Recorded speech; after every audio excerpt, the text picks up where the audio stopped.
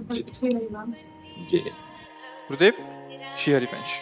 गुरुजी, इतने सारे संप्रदाय को बनाने का क्या उद्देश्य है? क्या भक्ति मार्ग भगवत प्राप्ति के लिए संप्रदाय अनिवार्य है? हाँ, क्योंकि हम प्रभु को एक ही भाव से नहीं बचते हैं।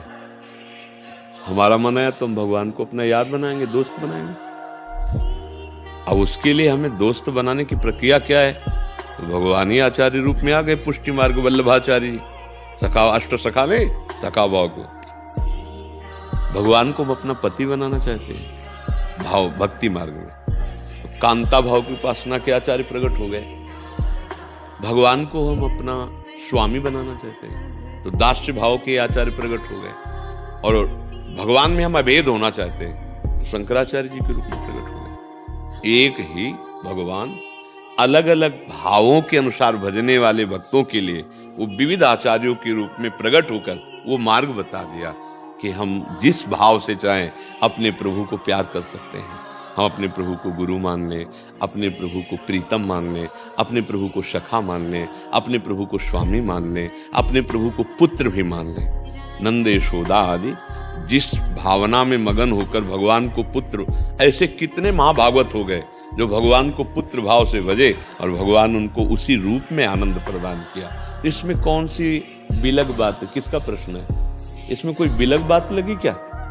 हाँ, ये हमारे भगवान की कृपालुता है। जो जैसी भक्ति करना चाहता है तो भगवान उसको बताने के लिए विविध रूपों में आकर के विविध आचार्यों के रूप में आ गए और वो बता रहे हैं।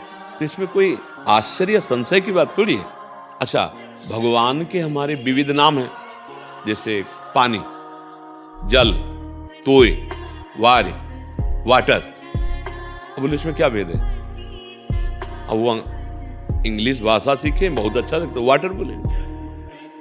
जो थोड़ा पवित्र शास्त्रीय भाषा में वो वार, तोय ऐसे शब्दों को, अपने देहाती भाषा में बोले पानी पिला दो। लेकिन बोल तो वही रहे ना, समझने वाला तो समझ रहा है ना। जब एक प्रकृति रचित पदार्थ के नामों के भेद से उसमें अंतर नहीं पड़ता तो परमात्मा हो, तो तत्व है। राम कृष्ण हरि ओंकार शिव जितने अनंत नाम है, गोपाल शास्त्र नाम, विष्णु शास्त्र नाम, उन्हीं के तो हैं। ऐसे भगवान शेष जी 2000 जिभ्या से नाम जप करते रहते हैं, लेकिन आज तक पार नहीं पाए। इतने नाम भगवान के, हरि अनंत, हरि कथा अनंता। तो कथाओं के अनुसार ही नाम पढ़ते हैं भगवान के। बोले रस्सी में बांधे दामोदर भगवान, अघासुर बकासुर नाश के, भगवान के नाम लीला के अनुसार कितनी लीलाएं हैं, कितने उनके नाम है, क्योंकि वो अनंत है। अब कोई जो नाम जप रहा है भगवान उसको वैसे ही परमानंद प्रदान कर रहे हैं। अब कहते हैं ये विविध नाम क्यों है, विविध भाव क्यों है? वो अनंत है। अब एक करके पकड़ो, जो पकड़ोगे वही अनुभव में आ जाएगा। गोस्वामी जी को राम दिखाई देते हैं, गोपियों को श्याम दिखाई देते हैं, उपनिषद तत्वदर्शी महात्मा को ब्रह्म दिखाई देते हैं। सर्वम खलमिदम ब्रह्म, गीता का स्वाध्याय करने वाले कृष्ण दिखाई देते हैं। मत्ता परतरम नान्यत किंचित् अस्ति धनंजय।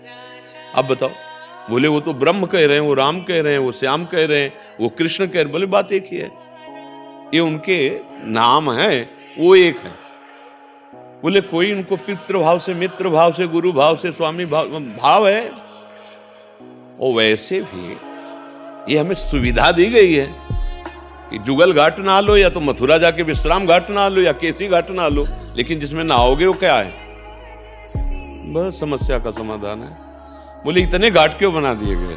क्योंकि अलग अलग पसंद है ना, कि आज हम विश्राम घाट में नहाएंगे, बोले हम तो जुगल घाट में जाएंगे, बोले हम केसी घाट में, जाइए आप, लेकिन जब नहाओगे तो एक ही यमुना होगी। तो समस्या क्या है? क्यों सकी? बात